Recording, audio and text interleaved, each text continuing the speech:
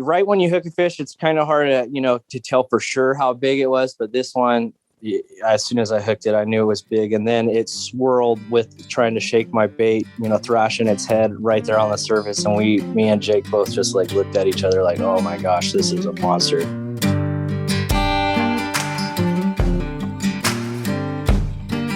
Welcome back to the Western Outdoor News Podcast. We're back in action with an exciting show this week. First up on the show, we talk with Nathan Barbour. He landed on the cover of the November 19th issue of Western Outdoor News with his monster 55-pound striper caught on the Sacramento River. And you know what? It was actually the largest striper caught on the Sac River since 2018. I have my drag set pretty tight, 65-pound test. And this thing just peeled pretty close to 100 yards of line right off the bat. After we hear all about that striper catch from Nate, we recap the record-shattering 2021 WON Cabo Tuna Jackpot that took place earlier this month in Cabo San Lucas, Mexico. At one point, the payout reached almost $1.5 million, a record for the tournament and a record for any tuna tournament for that matter. And this is something that I'd really like to emphasize. There are so many really world-class tuna fishermen in this tournament that at no point did we ever, feel like we had it on lock. That was the voice of Keith Hilton, an angler on the winning team Salty K, who walked away with a tournament record payout of over $800,000. More from Keith later in the show, but first, you've seen this week's cover shot in your mailbox or on the newsstand in your local tackle shop. Now, let's hear the story behind Nathan's 55-pound river monster striper caught on the Sacramento River. So grew up hunting and fishing here in Northern California, and it wasn't till in my 20s that I really learned that these giant West Coast monsters existed. And the way that you were able to catch them was even more exciting with the glide bait, which is more of an exciting thing, per se, than fishing with live bait or any other tactic that you may use. So rewind a little bit, just tell the audience what is a glide bait, as simple as that. So glide bait is generally it's a larger bait subsurface that you cast, and it's just imitating a fish. And they're generally pretty big. They can be heavy. They're very expensive, depending on the different type of baits you use. That's one of the things that, somebody that's getting into this normally would say, how much does that lure cost? And you tell them and they freak out like, oh man, I couldn't be casting that thing online. Yeah. Around the river, around these snags. But we're talking, these things can range from, $20, $30 all the way up to $200, $300, depending on how into the hobby you want to be. So tell me about kind of your rig for the day when you caught this 55-pounder. Tell me a little bit about that. I like to fish the Sneaky Pete. That's a glide bait that's produced locally. I know the owners of the bait company, and they are arguably one of the best baits for, our river system for current, any of the conditions. They're affordable. But so that the morning that I was fishing, I was casting a Douglas spin rod, 12 to 20 pound, rating 8 foot with 65-pound power pro. And I tied it straight directly to my bait. And we were out targeting these West Coast monsters. Whereabouts were you when you landed this 55-pounder? So I fished the stretch from Red Bluff to Colusa. That's normally the stretch I was in. I was north of Butte City when I landed this fish. Okay. All right. So you're walking the shore. Do you see anything that makes you think there might be a 55-pound striper beneath the surface, or are you just kind of making blind casts? No, I was on my boat. The picture that you guys have there, we go to the shore to deal with these fish because they're so big, and you want to do your best to handle them properly. I like practice catch and release. Mm-hmm. So we were floating down the river, and I like to target ambush spots. these big fish are predators, and they look for areas that they can, ambush prey. So that be behind a snag, a drop off, seam lines, different areas that these fish can hold without using tons of energy, because they're big fat pigs, or and still be able to ambush bait as it comes by. So we were floating down the river, and it was actually at the bottom end of a riffle where it starts to drop off, and the water slows down and boils a little bit there. So I made my cast up where, steelhead or pike would be holding in the riffle, and you bring it down the river naturally how they would be. And boy, did we get hit like a truck on that cast. So tell me about that. So you say hit like a truck. That fish just starts pulling drag, or what happened? Yeah. So right when you hook a fish, it's kind of hard to tell for sure how big it was. But this one, as soon as I hooked it, I knew it was big. And then it swirled with trying to shake my bait, thrashing its head right there on the surface. And me and Jake both just looked at each other like, oh my gosh, this is a monster. And it was the initial run that I could just tell, because I have my drag set pretty tight, 65-pound test. And this thing just peeled pretty close to 100 yards of line right off the bat, which is quite a bit. Wow. For a fish that size.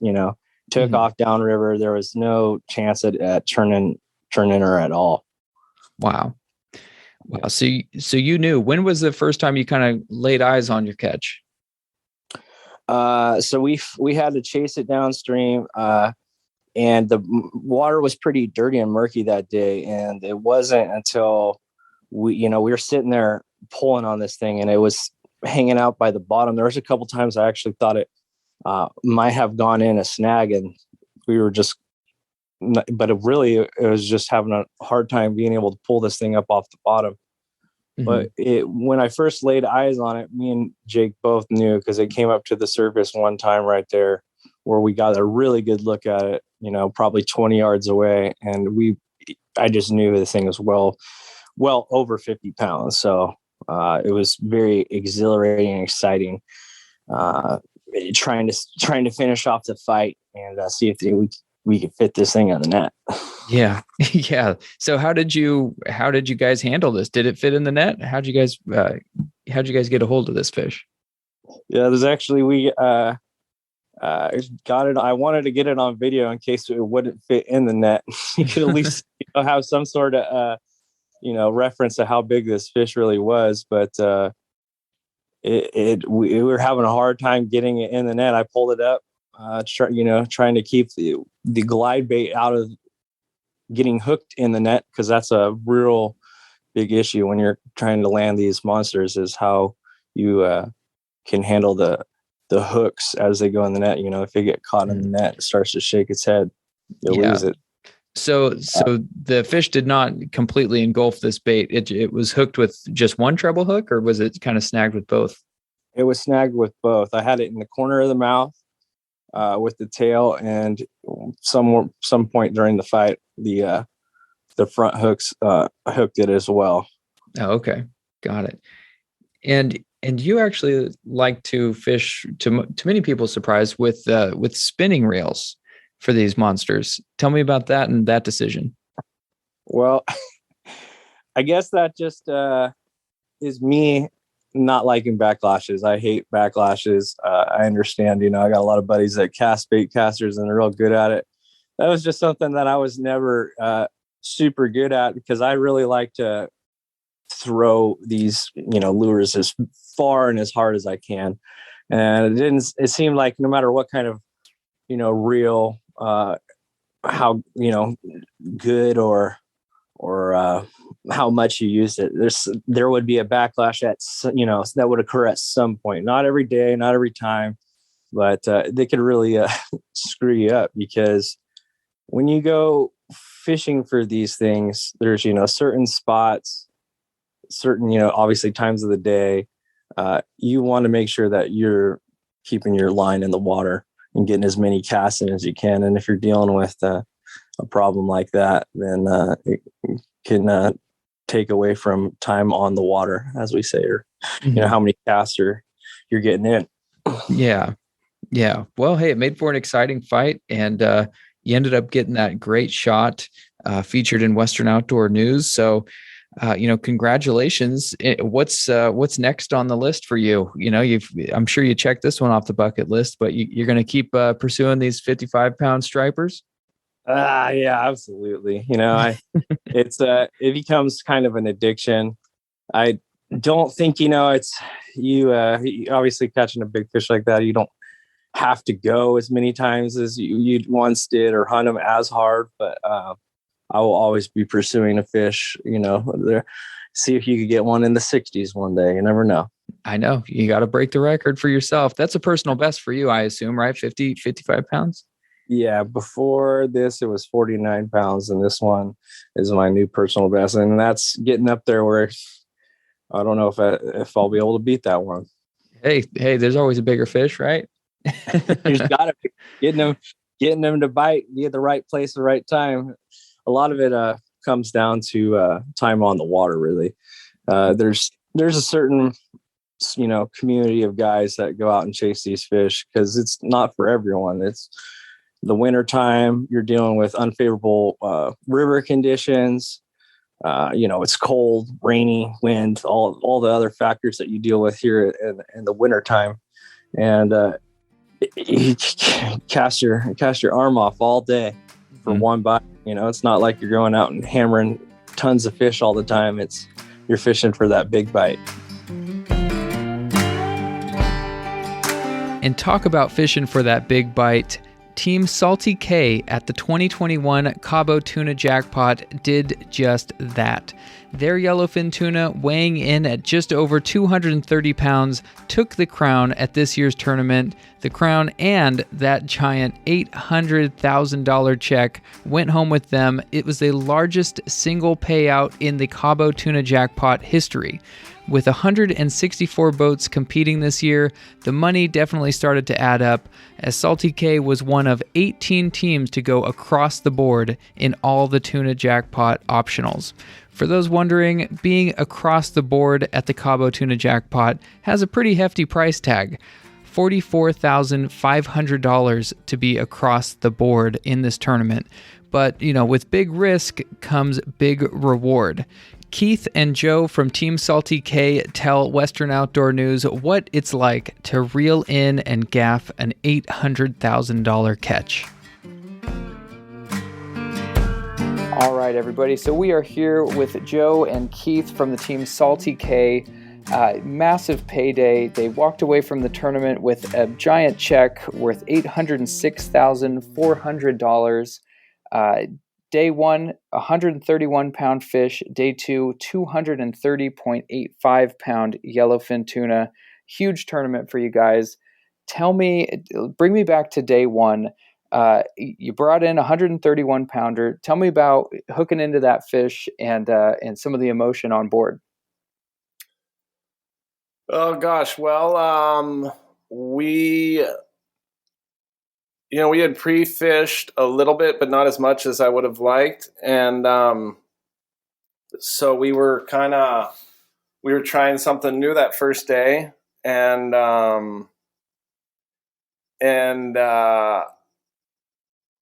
kind of figured out where we wanted to be, but wasn't quite sure about it. And we were lucky to find a spot early and pretty much hooked that fish right away. And Antonio, Colorado, he's a Cabo local, been there his whole life, knows everybody. He was the one who hooked that fish. And pretty quickly I got a glimpse of it, and it didn't look that big. I thought it was a 50, 60 pound or something like that. Tony's going, no, it's bigger, which the angler always says. Yeah. Right. But yeah, it did look like I'd say a 90 pounder, 100 feet down with the visibility. It didn't look big at all coming up. And I was like, oh, getting ready to stick the thing. It looks a little bigger now. And obviously it was very deceptive. Yeah, I'm going tying the drag, hammer it down. Let's get another one. Like maybe the next one's gonna be bigger. Yeah. It ended up being much bigger than we had thought. So that was nice, but we kind of, just looking back, this is our first year fishing the tournament, right? And so I took a little bit of time to look back and see what it's taken in the years past. And so at that moment, it was like, well, that was nice. That was a good warm up. But I don't, this fish isn't gonna probably do much for us. Let's keep at it. Was kind of where we were at that point. Yeah, and this is the day one 131 pounder that you guys brought in. Correct. Yeah. So fast forward, you guys bring that up to the scales, and you were actually, day one, you were beat by the team overtime by less than 2 pounds. So I know being at the scales that day, it was crazy to hear the audience and the reaction. And of course, team overtime was ecstatic, but I'm sure you guys said, all right, we're putting our head down and just wait till day two. Yeah, and you know what, those guys, they're great people. I just met them. We happened to be parked literally 10 feet from them, and I actually asked one of the team members that first morning, like, "Hey, where's the start boat?" And they were, as nice could be. Obviously, it was apparent to them that this was our first tournament, and they're very cool guys, So it was awesome to see them at the scales there. And as you know, they weren't across the board. So it was, we were high-fiving everybody. Everybody was stoked, Yeah. Essentially, both teams were winners on day one because they weren't across the board. You guys ended up taking that $20,000 optional on day one, which was $153,000 payday for that 131-pound yellowfin. Right. Yeah, not a bad not a bad first day. All right. We can't complain about how anything came out, really. Yeah. Yeah. So bring me to day two, and you guys are at that shotgun start. A lot of people, a lot of spectators that are on that start boat, we see you guys head off during the shotgun start. Tell me what it's like when you're actually in the boat and you're setting off. Is everybody kind of fighting for position? What is it like after that shotgun start? So there was we were not in the position that we wanted to be when the start happened. So I don't know if it was my recollection is that it was about a minute before the official start, and some jackass got on the radio and started counting it down. So we were not where we wanted to be when I think the tournament director just at one point, he figured enough boats had been fooled by the Joker that he's, let's go. We'll call this the official start. So we were, at the direction of the tournament director, we were trying to stay out in front where, we're not going to be buzzing by pongas, right?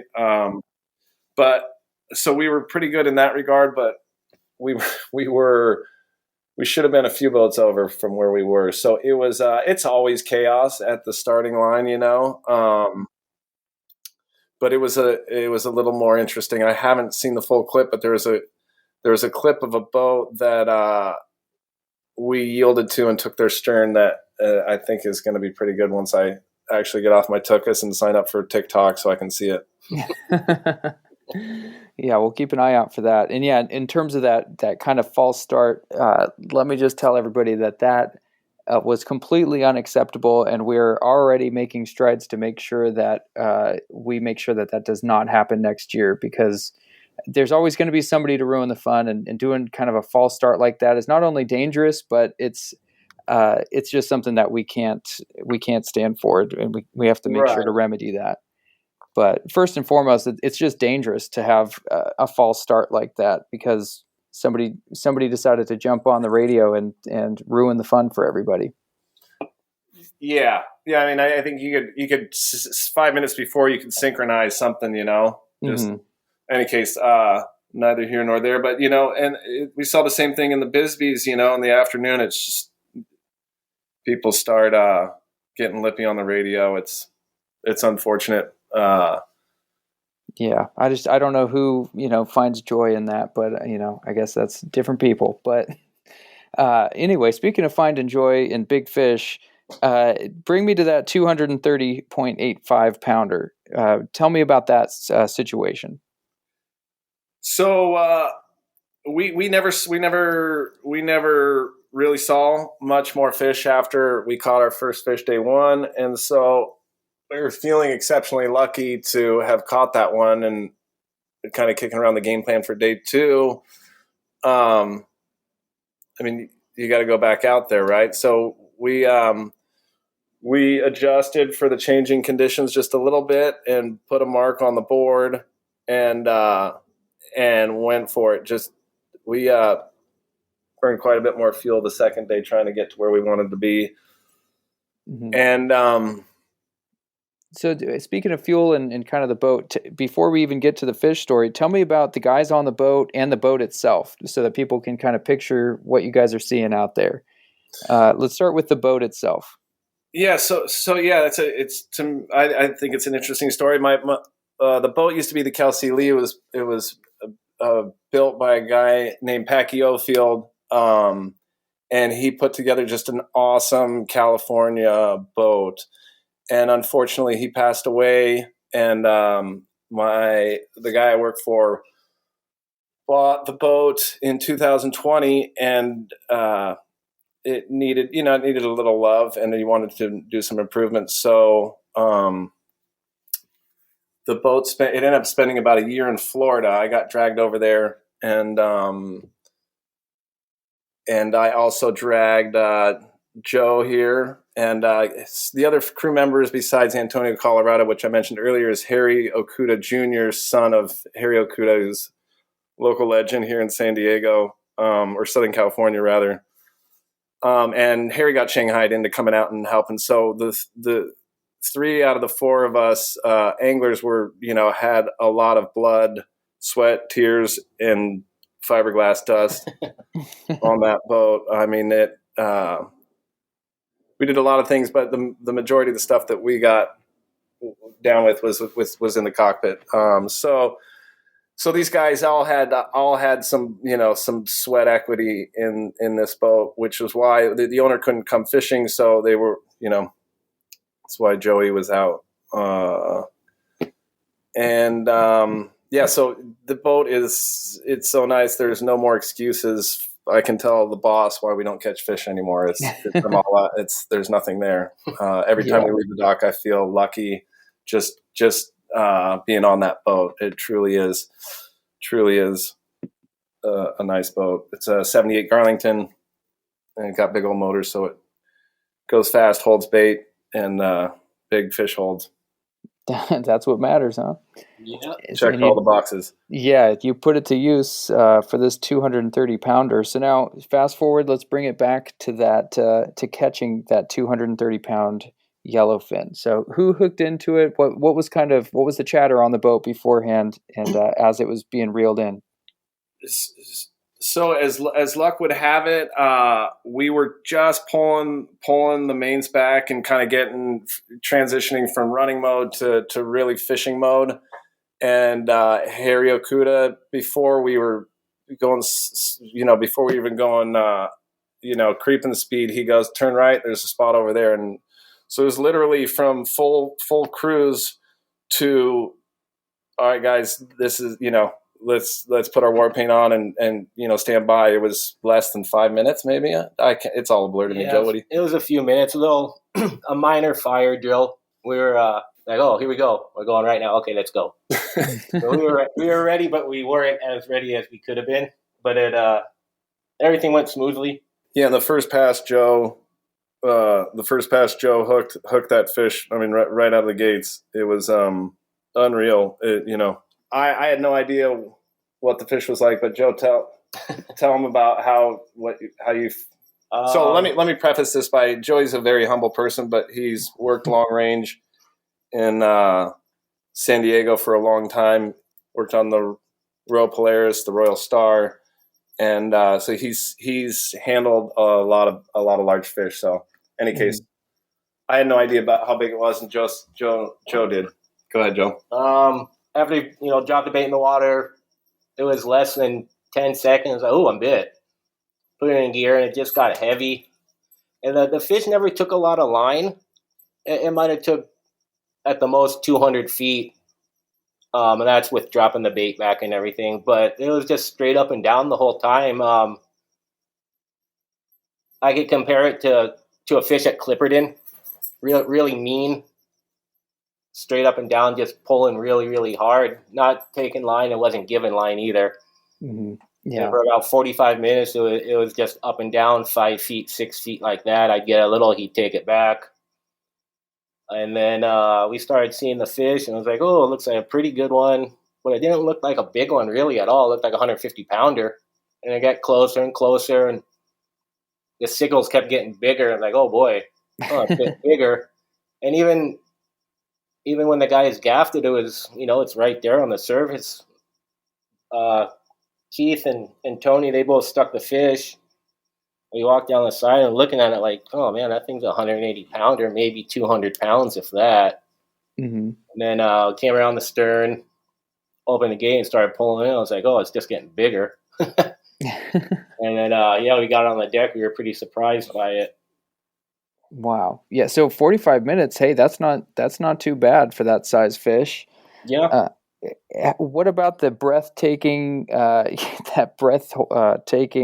gaff shot? I know I've seen a lot of videos of gaff shots gone bad during the tournament. I'm sure everybody's holding their breath as that fish approaches. Tell me about that experience, Keith. I know you were on the gaff.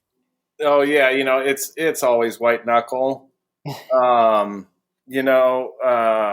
It seems like fish either go away on the first run or the last run. Yeah, and there's a bit of luck. The fish. Yeah, everything through this whole, from start to finish. I mean, there were so many things that lined up, and that was just another thing that it can go wrong in 1,000 ways, and the thing luckily was one of those fish that didn't run to the props, didn't swing wide and breach, or it all came together. Yeah, the stars aligned for sure. So you have the fish on the deck. You're going into the weigh-in. What's the chatter? You guys cracking beers? You guys smiling? You know that you have a big fish. You're going to make for a big show there at the weigh-in. Tell me about the drive back in with that fish. We had it early. We fished the whole day. There was that Dorado money was still on the table. So we kind of still keeping our eyes out for tuna. We kind of switched up a little bit. Didn't go into full Dorado mode, but we weren't.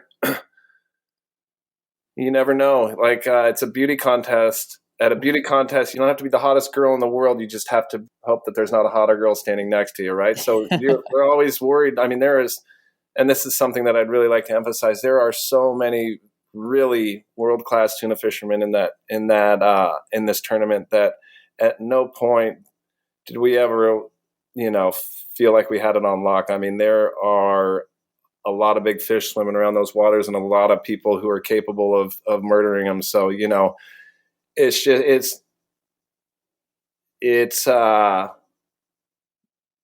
yeah, you're just nervous. You never know until you never know until that fish hits the scale, and you never know what's out there until you're standing on the stage. Mm-hmm. And even after that, the boat behind you may have the bigger fish.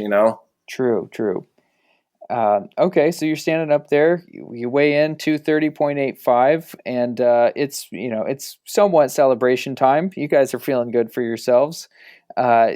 Once you found out that this fish won the entire tournament, what was the reaction? Was it surreal? What did you guys feel? Well, it was a slow burn. We left the weigh station, and I can't remember the name of the team that weighed the 180. I got a glance at their fish, and I felt like we were in good shape, but you just never know. So we drove back to San Jose, pressing refresh on the computer every 2.5 seconds.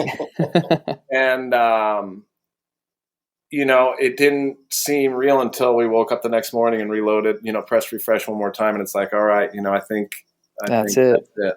So yeah, it was Yeah. a very slow burn. Wow. Yeah. Second place went to Uno Mas Tuna with a 179.5. So you guys had the lead by a good 50 pounds. So, nothing to be ashamed of there. You guys had a solid lead and definitely refresh and catch stat and making sure that you guys were the leaders. And then, of course, at the award show, we had the giant check for you. We had the fireworks going. And, you guys also got a free replica mount from Gray Taxidermy. So you'll have a replica of that 230-pound grand champion fish that you guys can enjoy for years to come. Yes, yeah, we're looking around the man cave, and I think we found a spot for it. The Kodiak Grizzly, next to the Kodiak Grizzly. Perfect. That'll round out the man cave. Excellent. All right. Anybody you'd like to thank, or anything you guys would like to say as we kind of wrap up here?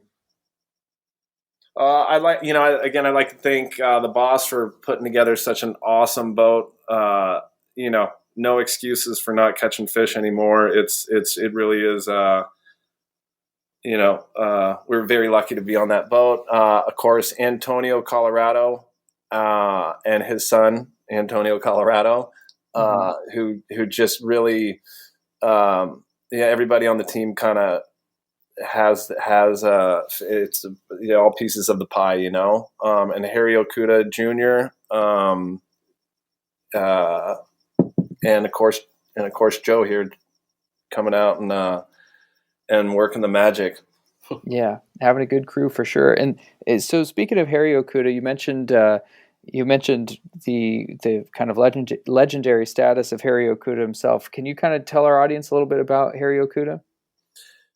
I didn't know him too well. I know him just through Harry, but he was a Southern California angler. He had a Hatteras. He had a big feature in Pacific Coast sport fishing when he passed away just last year, and that was kind of also an emotional thing for. Harry Jr. was working on the boat out in Florida when his father passed. So it was, it was a long trek in Florida, and it's nice to come back and finally start fishing again after doing so much work. And we all know that his father is looking down on him. Yeah, absolutely. Okay.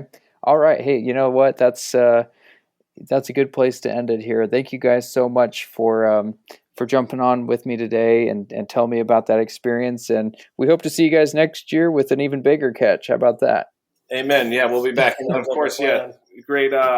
Thank everybody there with the staff there. It's quite a feat to pull off the logistics of putting together a tournament, with so many boats and so many moving parts down there. So yeah, I'd like to thank everybody involved with that too.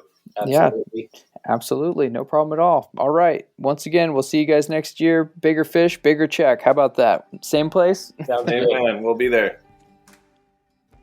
So if you've been listening to this interview and you've been wondering, man, I want to win an $800,000 check at the Cabo Tuna Jackpot, we'll come down next year. Same time, same place, November 2nd through November 5th, 2022.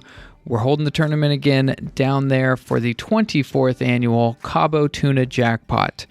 And if you listened to the first half of the show and you heard Nathan about his cover shot and that 55-pound striper, and you've been thinking, hey, I want to be on the cover of Western Outdoor News, all you have to do is visit wonews.com, click on the reader submission button, and send us a photo. Send us a report of your massive catch or your hunt, something newsworthy, and we will make sure that you are in Western Outdoor News. So that's the show for this week. Thank you so much for tuning in. We'll see you again next week. We have a bunch of cool stuff lined up here at the Western Outdoor News Podcast.